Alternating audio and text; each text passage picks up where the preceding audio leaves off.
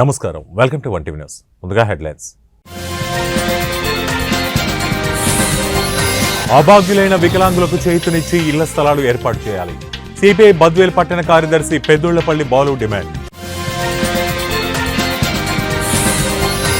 28 నుంచే గ్యాస్ సిలిండర్ను 500కు అందించేందుకు తెలంగాణ సర్కార్ ఏర్పాట్లు. సివిల్ సప్లై శాఖ ఉన్నతాధికారులు విధి విధానాలు రూపొందిస్తున్న వైనం.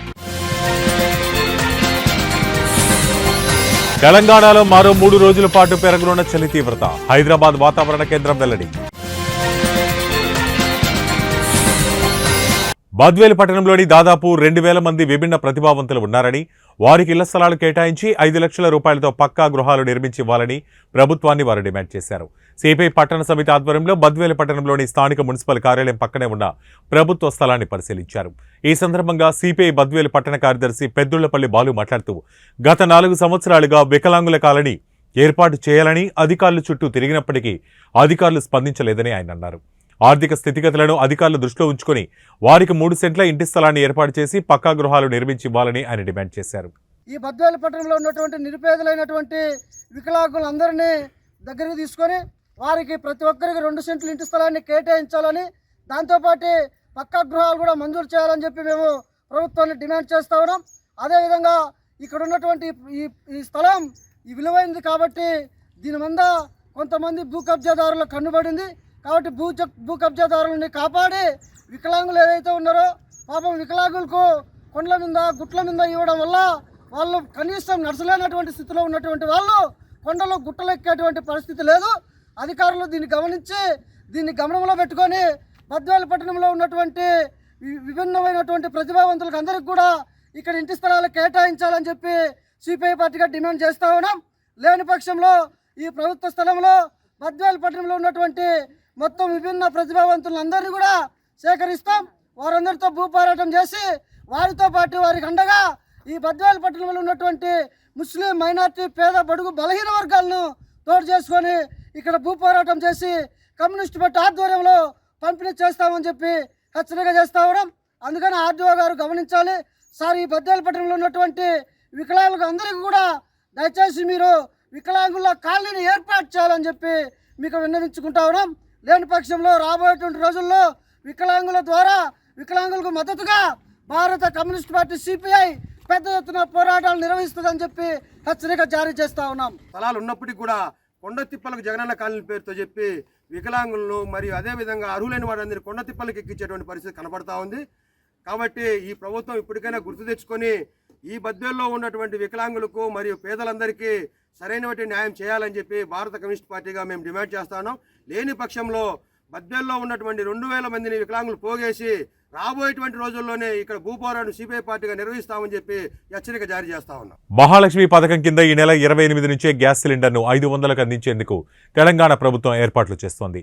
కాంగ్రెస్ పార్టీ ఆవిర్భావ దినోత్సవం సందర్భంగా ఎన్నికల హామీని అమలు చేయాలని భావిస్తోంది. ఇందుకోసం సివిల్ సప్లై శాఖ ఉన్నతాధికారులు విధి విధానాలను రూపొందిస్తున్నారు. రాష్ట్రంలో గ్యాస్ వినియోగదారులు ఎంతమంది, ఎవరెవరికి ఈ పథకం వర్తింపజేయాలనేది నిర్ణయించనున్నారు. ఈ పథకం అమలు వల్ల రాష్ట్ర ఖజానాపై పడే భారం ఎంత అనేది లెక్కలు తీస్తున్నారు. ఈ నేపథ్యంలో మహిళల పేరుతో ఉన్న కనెక్షన్లే సబ్సిడీ ఇవ్వాలని ప్రభుత్వం నిర్ణయించే అవకాశం ఉందని తెలుస్తోంది. ఈ క్రమంలోనే గ్యాస్ సబ్సిడీకి సంబంధించి గైడ్లైన్స్ రూపొందించేందుకు అధికారులు కసరత్తు చేస్తున్నారు.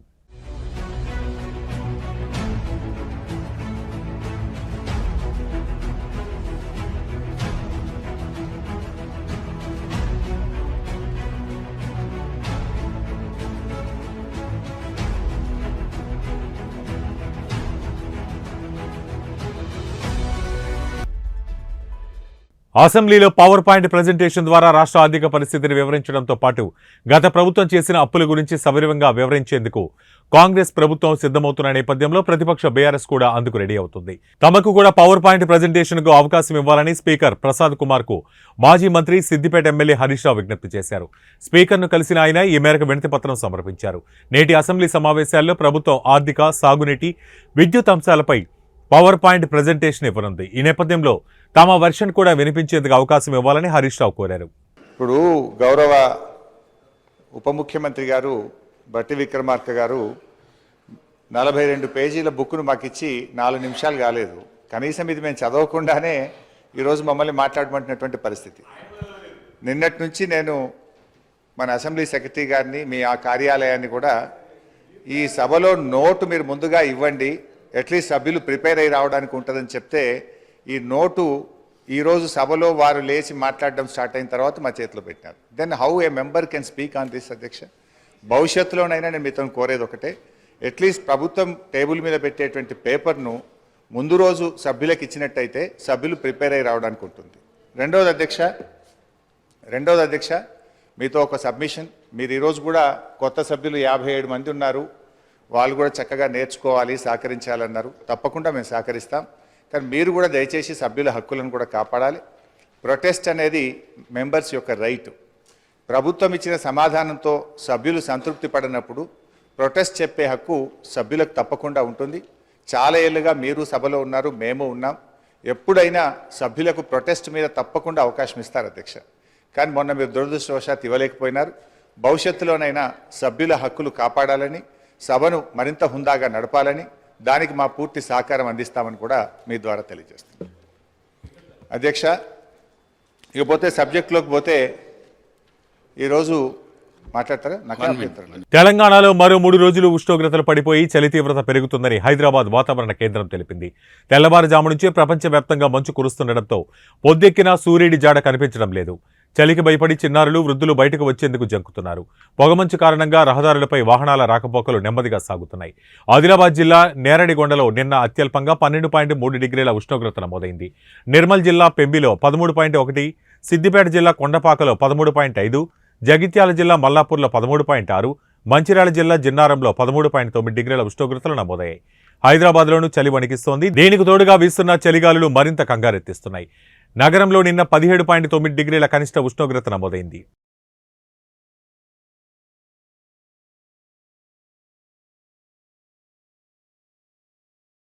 తెలంగాణ శాసనసభ సమావేశాలు ప్రారంభమయ్యాయి. రాష్ట్ర ఆర్థిక పరిస్థితిపై సభలో స్వల్పకాలిక చర్చ ప్రారంభమైంది.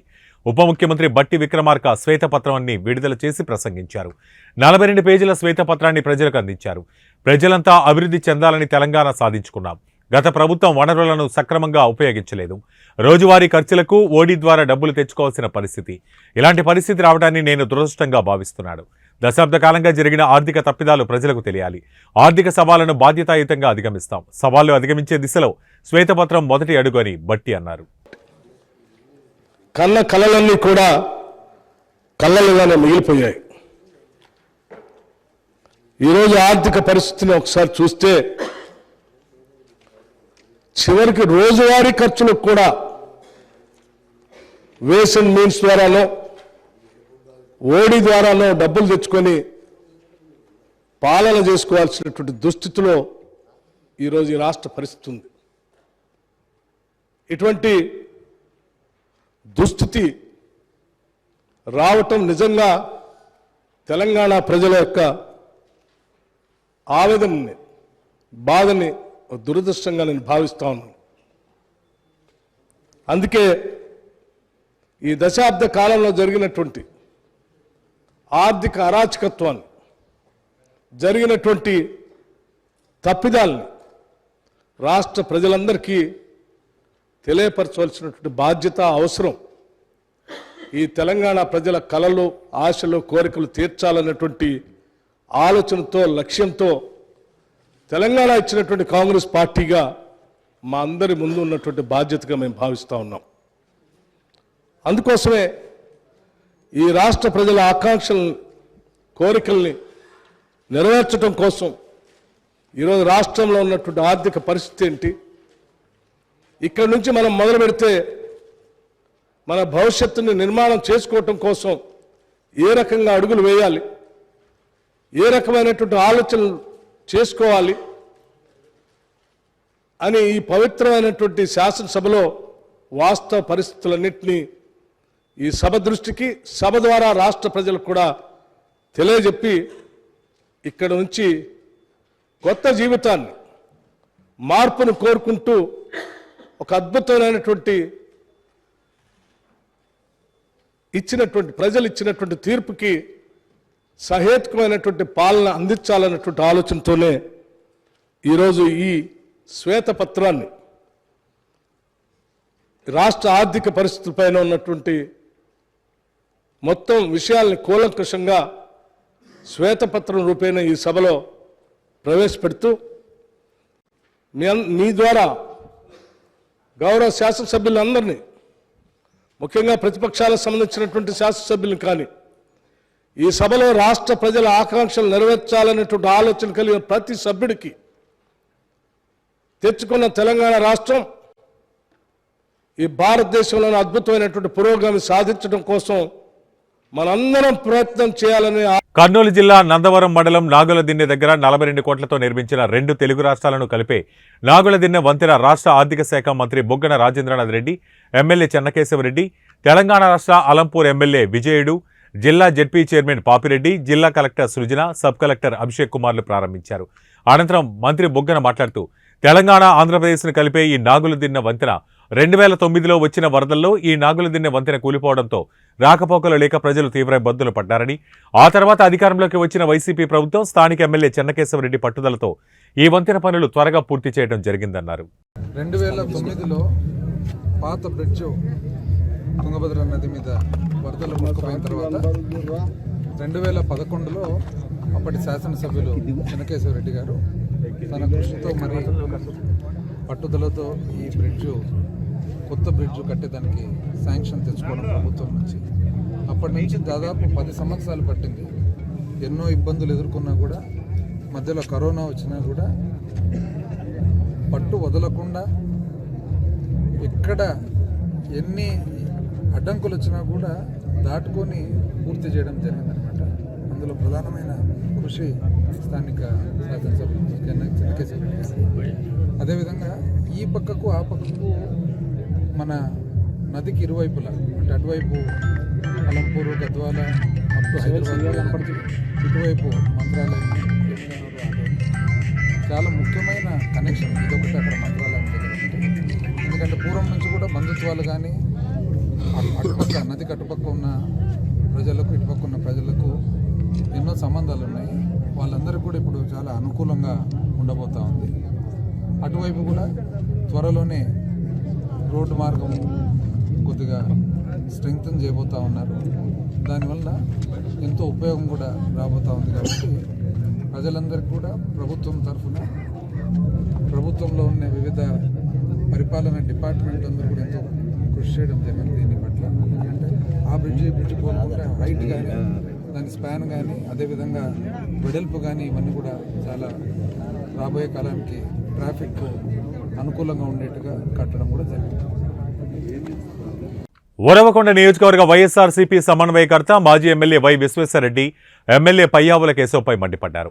అనంతపురంలో ఏర్పాటు చేసిన ప్రెస్ మీట్లో వై విశ్వేశ్వరరెడ్డి మాట్లాడుతూ ఉరవకొండ నియోజకవర్గంలో టీడీపీ ఎమ్మెల్యే పయ్యావుల కేశవ్ చాలా రాజకీయాలు చేస్తున్నారని, తాము రైతులకు నీరు విడుదల చేస్తుంటే టీడీపీ నేతలు అడ్డుకున్నారని, పయ్యావుల కేశవ్ మాత్రం ధర్నాల పేరుతో హడావిడి చేస్తున్నారని, పయ్యావుల కేశవ్ డబుల్ గేమ్ ఆపాలని ఆయన కోరారు.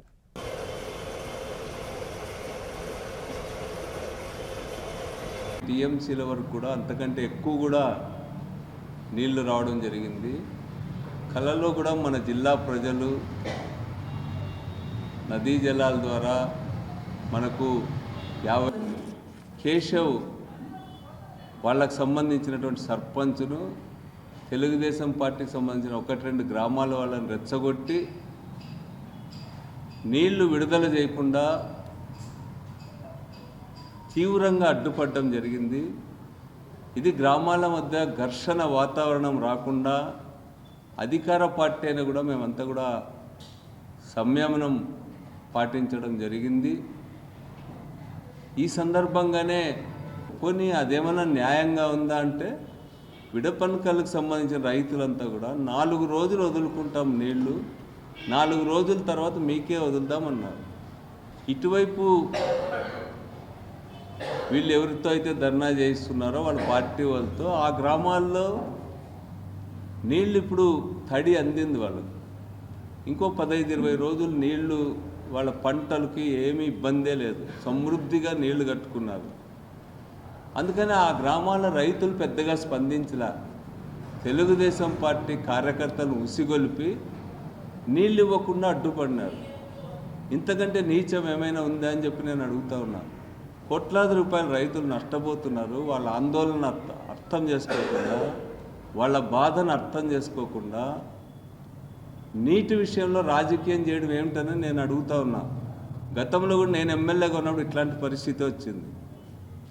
నేనే కోనా శశిధర్ కలెక్టర్ దగ్గరికి వెళ్ళి చెప్పా, హంద్రీనివా నుంచి జీబీసీకి నీళ్ళు ఇవ్వడానికి నింబగల్ల ఆ ప్రాంతంలోన, అదేవిధంగా ఛాయాపురం ప్రాంతంలో అవకాశం ఉంది అంటే ఆ రోజు కలెక్టర్ గారు అడిగారు, నిజంగా అట్లాంటి అవకాశం ఉందా అన్నాడు. నేను ఇంజనీర్స్తో కూడా డిస్కస్ చేసిన, అవకాశం ఉంది అని చెప్పాను.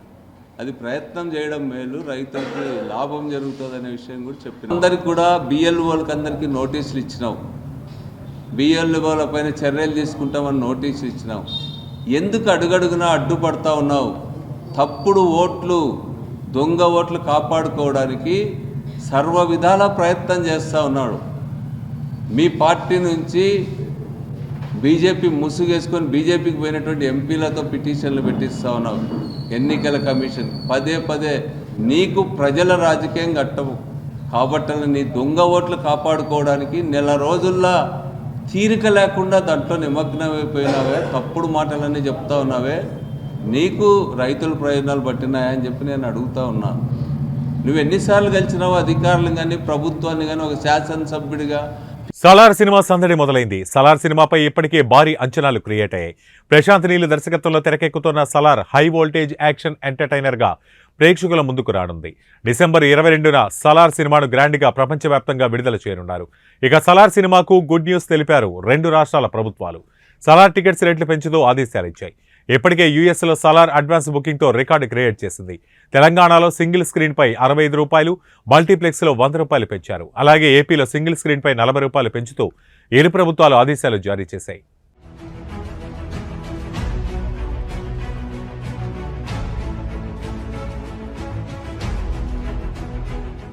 ఇవి ఇప్పటి వరకున్న బులెటిన్ అప్డేట్స్. మరిన్ని అప్డేట్స్తో మళ్ళీ కలుద్దాం. Until then keep watching 1 TV news. ప్రతిక్షణం ప్రజల పక్షం.